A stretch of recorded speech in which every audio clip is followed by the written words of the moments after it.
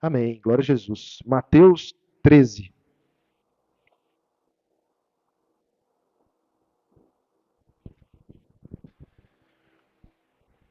Glória a Jesus. O louvor já tem falado conosco, né, irmãos?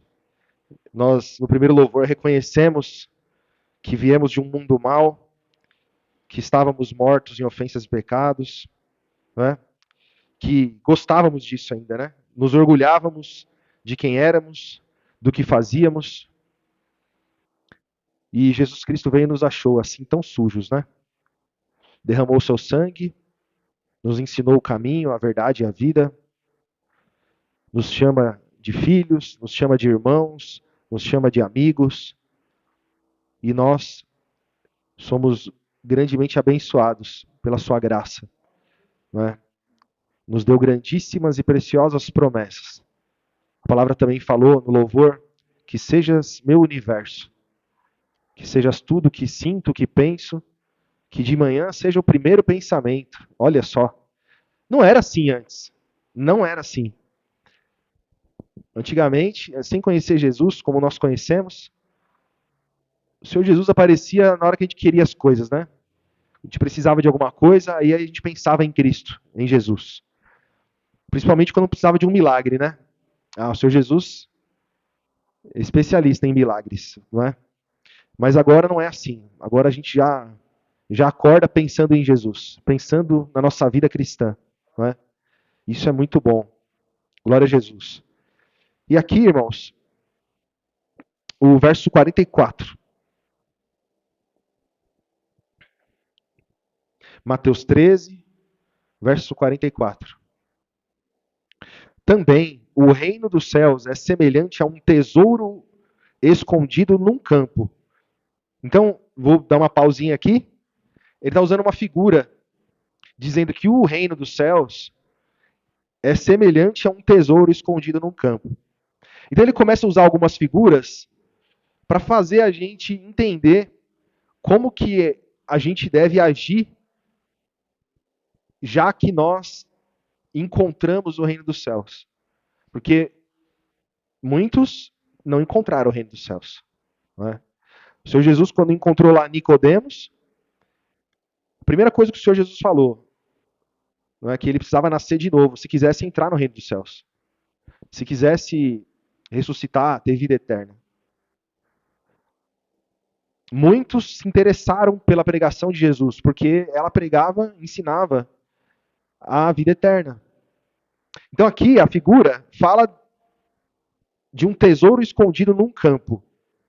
Continuando o texto, vírgula, que um homem achou e escondeu. E pelo gozo dele, não é pelo contentamento dele, pelo prazer dele, vai, vende tudo quanto tem e compra aquele campo. Então, esse homem, dessa figura aqui de linguagem, né, dessa metáfora, né, o que esse homem faz? Encontrei um tesouro, não é? Encontrei, mas ele está dentro de um campo e esse campo não é meu. Então eu vou vender tudo que eu tenho, todos os meus bens, minhas riquezas. Eu vou vender para conseguir, com esse dinheiro, com esse valor, comprar esse campo para mim. Porque dentro dele tem um tesouro. Não é? E ele dá outra figura. Outro sim. O reino dos céus é semelhante ao homem, negociante, que busca boas pérolas. E encontrando uma pérola de grande valor, foi e vendeu tudo quanto tinha e comprou-a. Então ele usa a mesma figura. Mesma figura. Então, esse homem, então, negociante de boas pérolas, mas ele encontra uma e essa uma pérola ela é especial. Então, da mesma forma, ele vai. Então, naquela época, a pérola era uma pedra preciosa, né? Era um item muito precioso, de muito valor. E essa figura é importante para nós, não é? Como nós louvamos, que seja o meu universo, ou seja, o meu universo é tudo que eu faço, tudo que eu sou, tudo que eu penso, tudo que eu sonho, tudo Jesus está envolvido. Tudo o reino dos céus está envolvido nos meus pensamentos. Tudo que eu vou fazer, quando eu vou tomar uma decisão, eu preciso entender se aquilo ali faz sentido para o reino dos céus, faz sentido para a minha vida espiritual ou não. Né? Então, isso é vender tudo o que você tem para comprar o reino dos céus. Porque você tem muitas coisas disponíveis. Uns têm uma riqueza em uma coisa, o outro é rico em outra coisa. Algumas pessoas são ricas de dinheiro, têm muitas posses. A riqueza, né, dessa pessoa é ter uma conta bancária bem gorda, um salário bom, que permite ele comprar muitos bens, ter bastante conforto, se vestir bem, comer bem, se cuidar, né? Outras pessoas não têm muita riqueza, não têm muitos bens materiais, mas às vezes ela tem uma riqueza muito grande. A riqueza dela às vezes é a sua profissão. Às vezes a riqueza daquela pessoa é a esposa, é o esposo. A vida daquela pessoa gira em torno daquilo. Eu estava com a minha esposa ontem vendo uns vídeos e apareceu um rapaz torcendo pro time do coração dele. E o rapaz, ele estava em euforia e gritava e pulava e parecia até um macaco, né? As coisas que ele fazia ali, as macacadas que ele fazia. E ficava deprimido ali, né, entristecido, enraivecido também quando o time dele perdia. Mas quando o time dele ganhava, ele gritava dentro de casa e fazia um escândalo e tal. E a gente estava ali, né, reprovando aquela atitude ali. E a mulher dele que filmava ele, né? Então, para algumas pessoas, o time do coração, né? A pessoa vive com a camiseta do time, ela só fala disso. Então, ela vai almoçar assistindo o jornal para ver o que falou do time, o que falou do campeonato, né? E quando tem um jogo na cidade, ele vai assistir. Ele conhece a história, a escalação. E o time pode ser uma porcaria, mas ele gosta e diz que é o melhor, né? Aquilo ali para ele é uma riqueza muito grande. Você fala assim para ele, ó, a partir de hoje você não vai mais ver futebol. A partir de hoje, olha, nunca mais você vai ver isso aí. Ele fica doido, ele fala, não, como assim nunca mais? De maneira nenhuma. Eu lembro quando eu era criança, eu e meu irmão, a gente foi no culto de jovens, né? E aí o presbítero que atendia o culto lá estava orientando as crianças, né? Fazendo perguntas. E aí uma das perguntas era, vocês podem jogar futebol? Aí a criançada, sim. E ele falou, não pode não. Isso não é coisa de cristão, né?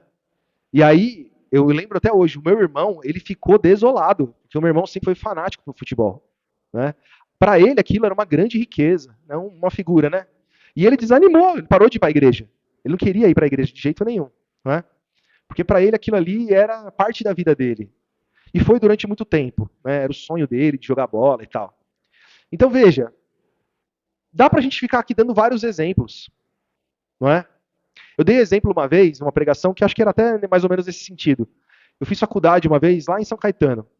Estava fazendo a faculdade, conhecendo o pessoal, e um rapaz da minha sala, ele só vinha vestido de vermelho.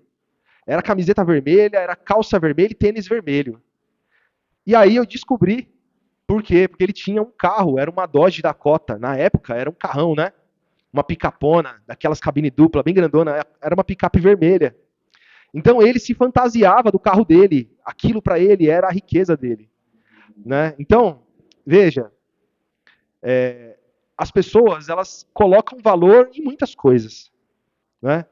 Então, nem tudo o que é uma riqueza é financeiramente algo de valor, não é? É como que eu estava dizendo. Às vezes você tem uma casa que pode ser, por exemplo, uma casa na praia, pode ser o seu orgulho. Você só fala disso.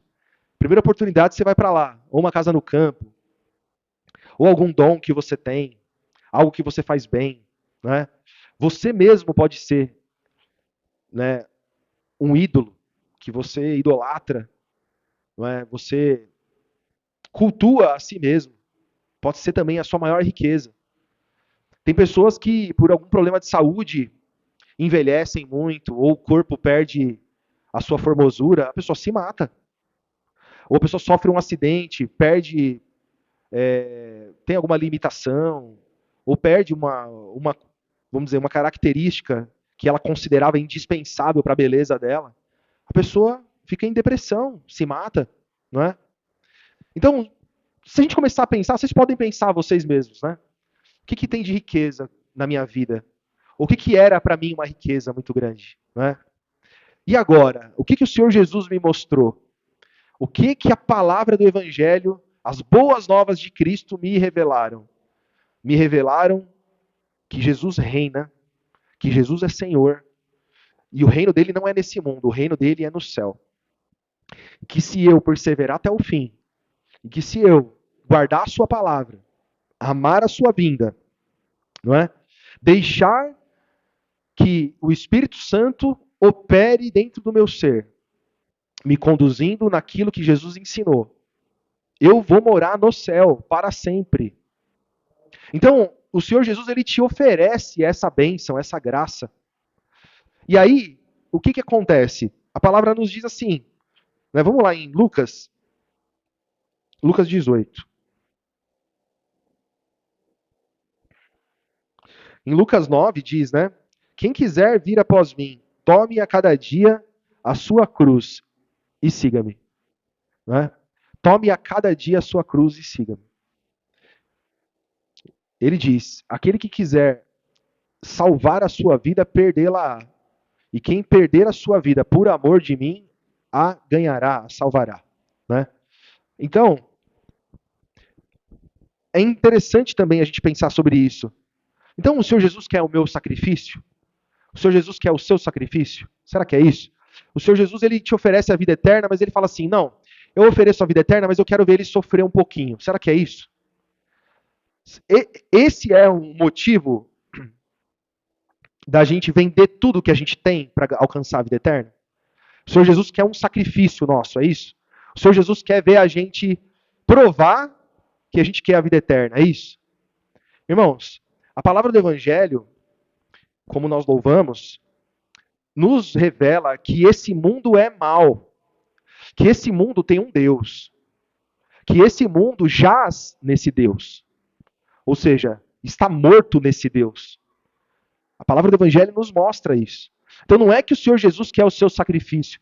Olha, está todo mundo se divertindo, aproveitando a vida, e eu tenho que ficar aqui, não é, calculando o que eu posso e o que eu não posso fazer. Não é isso. As pessoas acham que estão se alegrando. Por um momento do tempo, pode ser verdade isso. Muitas pessoas são felizes. Algumas pessoas, ou poucas pessoas, vivem uma vida plena de felicidade praticamente sua vida toda. Até o dia que fica doente, velhinho e morre. Não é? Pode ser que aconteça, que alguém tenha sorte no amor, sorte nos negócios, não é?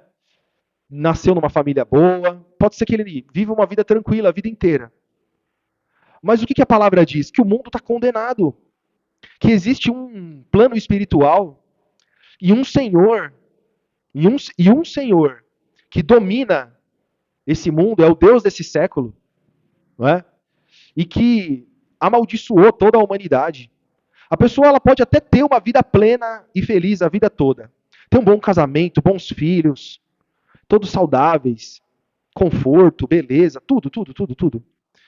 Mas se essa pessoa não tomar posse do nome de Jesus, do sangue de Jesus, se converter, se arrepender.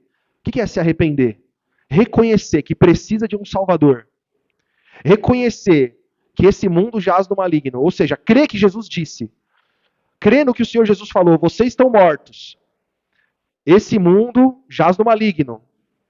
Esse mundo está em trevas. Se a pessoa não crer, não entender e não crer na palavra de Jesus, não tem jeito. Pode ser a vida melhor que tiver. Um dia ela vai acabar. Né? Um dia ela vai acabar. Mas e aqueles que creem em Jesus? Eles entendem que esse mundo jaz no maligno. Que aquilo que a minha carne deseja, muitas vezes, anseia, pode não ser algo bom. E pelo Evangelho você vai ter discernimento para entender o que convém e o que não convém. O que é certo, o que é errado. Não é? Porque às vezes tem algo que nem é errado, mas para nós não convém. Não é? Então, irmãos, vou pegar um exemplo aqui, ó, verso 18. É capítulo 18 de Lucas, verso 18. Eu vou usar dois exemplos. Diz assim o texto. E perguntou-lhe um certo príncipe, dizendo, bom mestre, o que hei de fazer para herdar a vida eterna? Então, estamos falando da mesma coisa, certo? Reino dos céus, vida eterna. Jesus lhe disse: Por que me chamas bom? Ninguém é bom, senão um, que é Deus.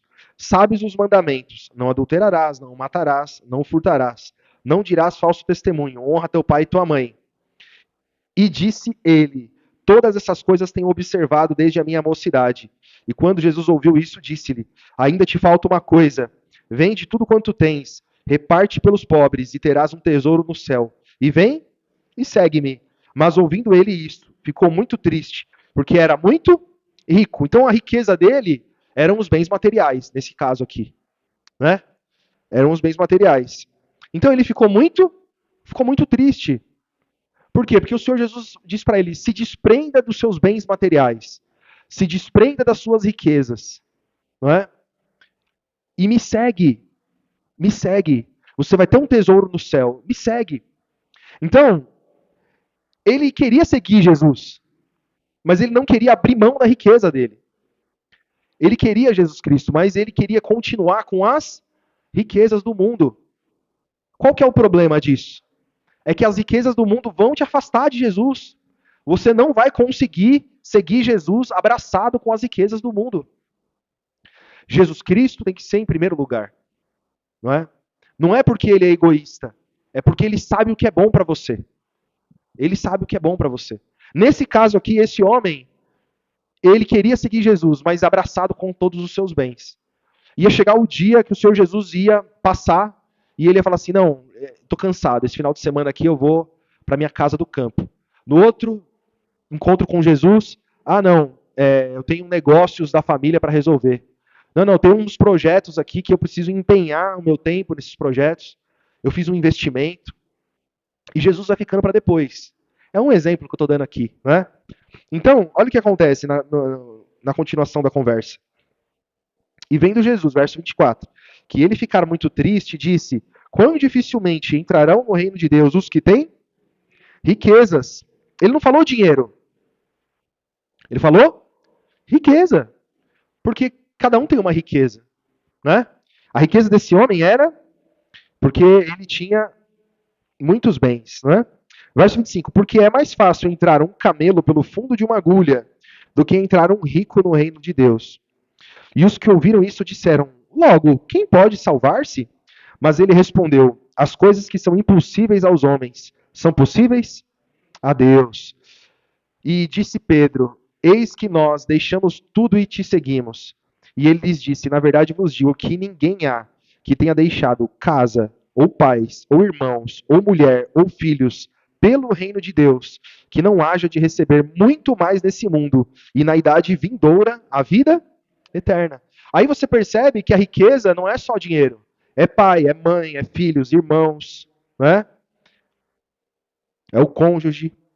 Porque às vezes acontece, né, de alguém estar entre você e Jesus. E você muitas vezes é forçado a tomar essa decisão, né? E não quer dizer que aquele que não está junto contigo aqui e logo então você vai jogar fora. Não é isso, né, irmãos? Cada caso é um caso, né? A palavra fala lá em Coríntios que se uma mulher tem um esposo descrente e ele não a impede de servir a Cristo, né? Não o deixe, né? É um exemplo só. Então não é por esse motivo, né, irmãos? Então, glória a Jesus. A continuação aqui, eu quero agora ir para o capítulo 19, verso 1. Agora um outro exemplo. Então, esse jovem rico, ou esse príncipe, né? Ele, segundo a religião judaica, ele estava bem. Ó, eu tenho feito tudo isso aí que está na lei. Mas te falta uma coisa, né? Para me seguir, você vai precisar se desprender dos seus bens. Então, o que acontece muitas vezes é que tem pessoas que conhecem Jesus e o coração dela se desprende dos bens. Ela sabe, eu tenho dinheiro, eu tenho condição, mas se eu perder tudo isso, Jesus está em primeiro lugar, não vai mudar nada a minha vida com Cristo. Não vai abalar a minha fé. Não é? Eu posso tudo naquele que me fortalece. Sei estar feliz, estar triste, doente, com saúde, etc, etc, etc, etc. Não é? Então, não quer dizer que uma pessoa que tenha dinheiro, que tenha bens materiais, não possa servir a Cristo. Né? Então vamos passar para o outro caso aqui, o publicano Zaqueu, verso 1, capítulo 19. E tendo Jesus entrado em Jericó, ia passando, e eis que havia ali um homem chamado Zaqueu, e este era um chefe dos publicanos, e era rico, e procurava ver quem era Jesus, e não podia, por causa da multidão, pois era de pequena estatura. E correndo adiante, subiu a um sicômoro, ou numa figueira brava, né? Para o ver, porque havia de passar por ali. E quando Jesus chegou àquele lugar, olhando para cima, viu e disse: Zaqueu, desce depressa, porque hoje me convém pousar em sua casa. E apressando-se, desceu e recebeu-o alegremente. E vendo todos isso, murmuravam, dizendo que entrara para ser hóspede de um homem pecador. E levantando-se, Zaqueu disse ao Senhor: Senhor, eis que eu dou aos pobres metade dos meus bens. E, se em alguma coisa tenho defraudado alguém, o restituo quadriplicado. E disse-lhe Jesus: Hoje veio a salvação a esta casa, pois também este é filho de Abraão, porque o Filho do Homem veio buscar a salvar o que se havia perdido. Então, irmãos, por um lado, o outro homem era príncipe, guardava a lei e era rico. Mas quando o Senhor Jesus falou, me segue e larga a mão dos seus bens, das suas riquezas, ele deu um passo para trás, ficou triste. Esse aqui também era rico, mas era um pecador. Era um publicano, cobrava impostos, trabalhava para o Império Romano, não é? Mas quando o Senhor Jesus passava, ele fez de tudo para ver Jesus. Ele se esforçou, ele subiu numa figueira brava, porque ele queria ver Jesus passar. Jesus chamou ele pelo nome. Chamou pelo nome. Zaqueu, desce depressa. Hoje me convém pousar na sua casa. Falaram mal, criticaram o Senhor Jesus. Ele entrou, o coração estava pronto para receber a palavra. Recebeu a palavra, creu no Senhor Jesus, se arrependeu. Né? Não, eu vou restituir quem eu defraudei. Eu vou dar metade dos meus bens para os pobres. Então vejam, né? Que diferença. Um que não tinha o seu coração nos seus bens, ainda que ele tivesse bens. O coração dele, né, entrou Jesus e tomou o primeiro lugar. Né, irmãos? Glória a Jesus. E aí vamos finalizar, irmãos, em Filipenses. Filipenses 3.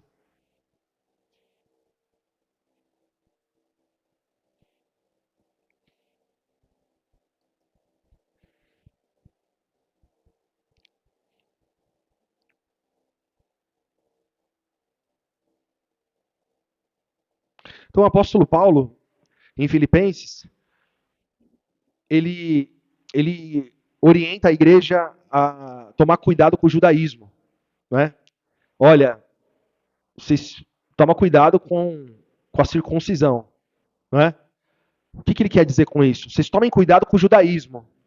Não vá cair na conversa de judeu, que vem aqui querer converter vocês, dizendo que para vocês serem salvos, vocês têm que dar dízimo, fazer circuncisão, guardar sábado, guardar festas, guardar isso, guardar aquilo. Não façam isso. Né? Ele está ensinando. E aí ele vai dizer, aí ele vai falar dele. Então, o apóstolo Paulo, então, vai falar dele. Ele vai dizer quem ele era. Ele vai dar o exemplo. Ele vai dizer assim, olha, eu tinha o judaísmo como uma riqueza. O judaísmo, para mim, era riqueza. Era o meu maior bem, o maior dom que eu tinha. Pelo judaísmo, eu era valorizado. Mas eu conheci Jesus. Olha só o texto. Verso 4. Capítulo 3 de Filipenses, verso 4. Ainda que também podia confiar na carne. Se algum outro cuida que pode confiar na carne, ainda mais eu, circuncidado ao 8º dia, da linhagem de Israel, da tribo de Benjamim, hebreu de hebreus, segundo a lei eu fui fariseu, segundo o zelo, perseguidor da igreja, segundo a justiça que há na lei, irrepreensível. Então o apóstolo Paulo, ele dá o exemplo, olha, a minha riqueza, vocês querem saber o que era a minha riqueza? O judaísmo era a minha riqueza. Eu nasci de uma tribo de Benjamim. Eu sou um judeu de sangue puro. Além do mais, eu era fariseu. Não é? Fariseu. Eu era tão fariseu que eu perseguia a igreja. E, segundo a lei dos judeus, eu era irrepreensível. Ninguém podia apontar o dedo para mim e me chamar de pecador. Verso 7. Mas o que para mim era ganho, reputei-o perda por Cristo. Mas o que para mim era uma riqueza, eu considerei como perda, eu perdi, eu rejeitei, eu renunciei. Eu renunciei. Por isso que a gente renuncia. Quando você encontra com Jesus, fala, Senhor, o que eu represento para esse mundo, o que eu tenho, o que eu sonhava, o que eu desejava, o que eu queria ser, mudou tudo, Senhor. Eu renuncio tudo para aprender do Senhor. Né? Mas o que para mim era ganho, reputei-o perda por Cristo. Verso 8. E na verdade, tenho também por perda todas as coisas, pela excelência do conhecimento de Cristo Jesus, meu Senhor, pelo qual sofri a perda de todas essas coisas, e as considero como esterco, para que possa ganhar a Cristo. Pega o maior bem que você tem antes de conhecer Jesus, aquilo que tinha maior valor para a sua vida. Ele considerou na vida dele, que era o judaísmo, esterco, não é? Fezes de animal. Por quê? Pela excelência do evangelho, não é? Pela excelência do conhecimento de Cristo Jesus, meu Senhor, pelo qual sofri a perda de todas essas coisas e as considero como escória, para que possa ganhar a Cristo e seja achado nele, não tendo a minha justiça que vem da lei, mas a que vem pela fé em Cristo, a saber, a justiça que vem de Deus pela fé, para conhecê-lo e o poder da sua ressurreição e a comunicação de suas aflições, sendo feito conforme a sua morte, para ver se de alguma maneira eu possa chegar à ressurreição dentre os mortos. Lembra como a gente começou a palavra? Porque o reino dos céus é semelhante a um tesouro escondido que foi achado por um homem e ele vendeu tudo que ele tinha para que ele pudesse comprar esse campo onde estava esse tesouro. E ele fala a mesma coisa aqui. Os irmãos percebem que a palavra do evangelho, ela é falada de diversas maneiras diferentes, mas ensinando a mesma coisa, né? Quando ele fala assim, olha, eu reputei por perda todas essas coisas, para que eu possa alcançar a plenitude do conhecimento do evangelho de Jesus. Aí nós louvamos hoje, que sejas o meu universo, ou seja, que seja tudo. Você, Senhor Jesus, o Senhor, seja tudo na minha vida, seja tudo, né? Então, irmãos, os irmãos percebem que a palavra nos mostra algo tão grandioso, a vida eterna, o reino de Deus, o reino dos céus. Então, você deve olhar para isso e entender isso como a maior riqueza da sua vida. E colocar suas forças principalmente nisso. Não é pecado você trabalhar, não é pecado você ter um bom salário, não é errado você ter uma família boa, uma mulher, um esposo que você ama, filhos que você ama, que se você se dedica, que você faz de tudo por eles, não é? Mas se o seu esposo te largar, se sua esposa te largar, se os seus filhos crescerem e amarem esse mundo e desaparecerem, você não vai deixar os caminhos de Jesus. Se o seu emprego bom, não é, por alguma razão você perder ele e começar a ganhar um salário mínimo e ter o que comer, o que vestir, não é, honestamente, e ter a liberdade e saúde para congregar, é uma maravilha. Você sabe lidar com isso, não é, irmãos? Então veja, tendo Jesus em primeiro lugar na sua vida, vai dar tudo certo. Todas as coisas vão contribuir para o bem daqueles que amam a Deus. Por quê? Porque são chamados segundo o seu propósito, a sua palavra. Amém, irmãos? Em nome de Jesus. Vamos ficar de pé e agradecer? Senhor nosso Deus e Pai, graças te damos, Senhor Jesus, por esse culto. Graças te damos pelas orações, pelos louvores. E também agradecemos pela sua palavra, Senhor. Palavra essa que nos faz lembrar da riqueza que nós temos, Senhor Jesus. Que pela tua graça recebemos. O reino de Deus, o reino dos céus, nos chama de cidadãos dos céus, de filhos, nos promete uma herança incorruptível, incontaminável, que não se pode murchar, onde os ladrões não minam, não roubam, onde a ferrugem não corrói. Sabemos, Senhor Jesus, que essa é a nossa maior riqueza. A nossa carne é que quer nos convencer do contrário. Nos ajuda, Senhor Jesus Cristo, a colocar o Senhor em primeiro lugar e saber, Senhor Jesus, lidar com as riquezas dessa vida. Nos ajuda, Senhor Jesus, a sermos moderados com todas as coisas, Senhor. Colocando o Senhor em primeiro lugar. Que nós possamos amar a sua vinda, amar uns aos outros, ter a caridade, o amor de Cristo dentro dos nossos corações, aguardando a sua vinda, Senhor. Nos aperfeiçoa, nos ajuda. Se ainda há alguma riqueza à frente, Senhor Jesus, do Senhor, Que hoje caia por terra, que nós possamos renunciar, para que o Senhor esteja em primeiro lugar e seja o nosso universo, Senhor. É o que pedimos e agradecemos. Em nome de Jesus. Amém. Amém, irmãos? Podem se cumprimentar. Em nome de Jesus.